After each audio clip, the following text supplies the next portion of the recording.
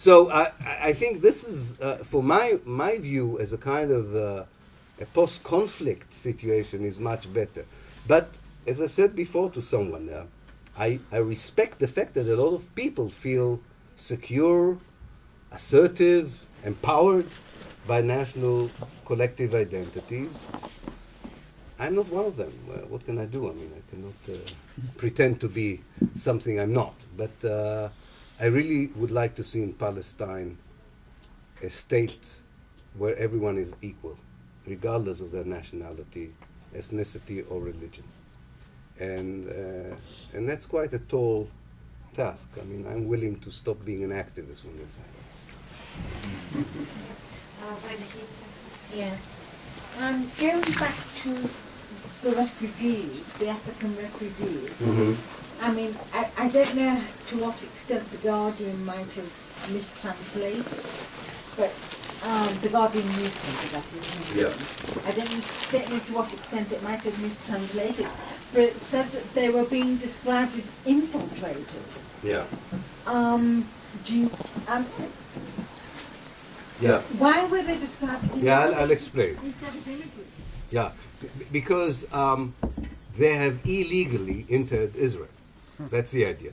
Yeah, but in England they're described as illegal Yeah, immigrants. yeah, okay. I'm just saying I'm not justifying it, I'm just explaining. The Israelis have a siege mentality. The borders there are meant to create a gated community. So anyone who enters uninvited is penetrating, infiltrating. Whether it's a Palestinian who wanted in the 1950s to find his lost cattle, whether it was the Palestinians in the 1960s trying to act as part of the War of Liberation, and whether it is an ISM, International Solidarity Movement activist, wanting to rebuild a school in Bethlehem. They are all infiltrators. They are not illegal immigrants. Illegal immigrants are people who are trying to build a new life. In the eyes of the Israelis, as the Minister of Interior said, these are not people who seek a better life because they are under danger in Africa or don't have work in Africa. They don't like the white nature of the State of Israel and they want to blacken it. That's the inevitable consequence of creating an ethnic racist state for any one of you who wants to build an ethnic racist state. That's what happens in the end. Okay, we're going to take one last question. Then we have to go, Maha. Okay, I'm a one-stater and I'm anti-nationalist, and I have a lot of problem, with my Palestinian friends as well. Being Palestinian myself, I find it extremely difficult to separate nationalism from everything else.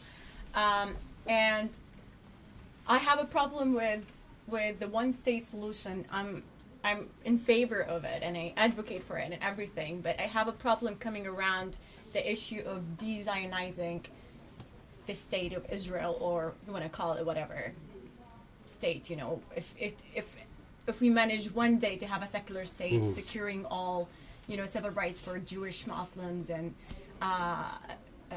Christians. And I read the book of Ali Abu Naim, and he doesn't touch upon this thing, manifested by the law of return. And how do you see it? How does it work? Yeah. Because I don't think geographically it does work. Like if we have more than 7 million refugees coming back, and with Gaza Strip by itself multiplying and everything, I don't see how it works.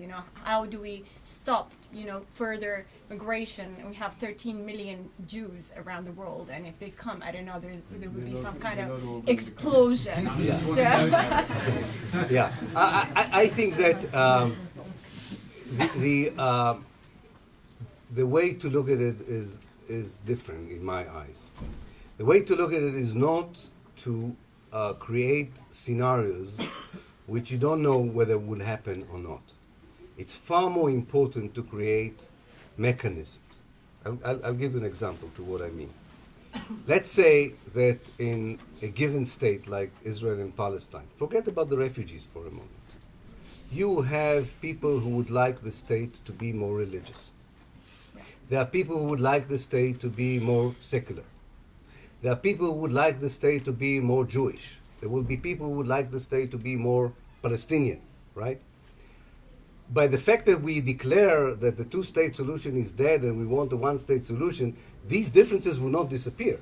The ambition of people to cast their own ideas of what the state identity should be like are not going to disappear because of that. The only thing we can do, because we're human beings, is to change the terms of the dialogue. Because now it's only one side that determines the nature of the state. There's no dialogue with anyone else. Now this is going to be a painful dialogue. This is going to be a painful experience. I don't think all the refugees will come back. Definitely not all the Jews want to come back. And I see it less drastically than you do. But even if you're right, and God knows, then even then, it's not a matter of whether it's feasible. It is feasible. What we should take care of is what is the mechanism for discussing it. And one of the things I think people in the West have never succeeded in learning, especially in Britain. The two things British people didn't learn, despite the fact that they ruled India for more than 150 years. One is how to cook. And I think even if they would have stayed there another 300 years, it wouldn't help. That's one thing they've missed, a historical opportunity to know what to do in the kitchen. And the second thing that they misunderstood is the Indian way, by the way, which is akin both to Muslims and Hindus in India, to look at dialogues not as means of a solution, but as a solution.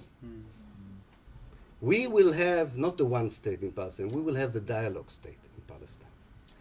The dialogue would be the solution. We won't be able to solve everything.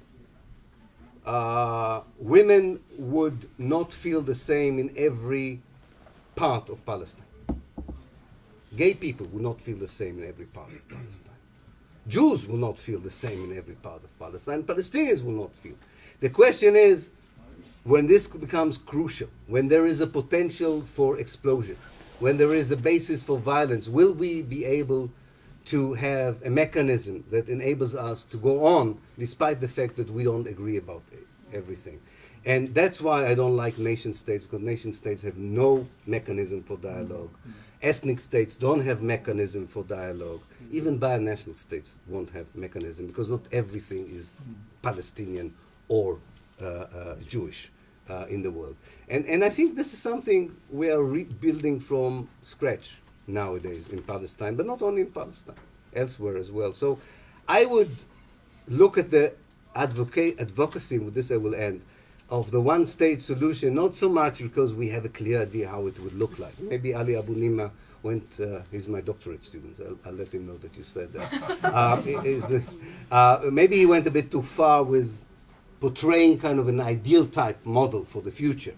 But I think most of his book, to be fair, most of his book says what are the moral imperatives in which a society can under which a society can exist, which are not to be found nowadays in Israel. And I think in this way, in this respect, he did a good job. And we will have to work out these mechanisms and use the one-state discourse, first of all, to convince people that the political elites of the world, the academic elite, the journalistic elites, are barking the wrong tree. And while they're doing it, more and more people are being imprisoned without trial, more and more houses are being demolished, more and more people are being ethnically cleansed, and more children are born in refugee camps. And that's, I think, why the one-state discourse is important, not because it has solved all the problems for Jews and Palestinians of how to live together within the historical land of Palestine. Okay, thank you, and I'm sorry that I have to go.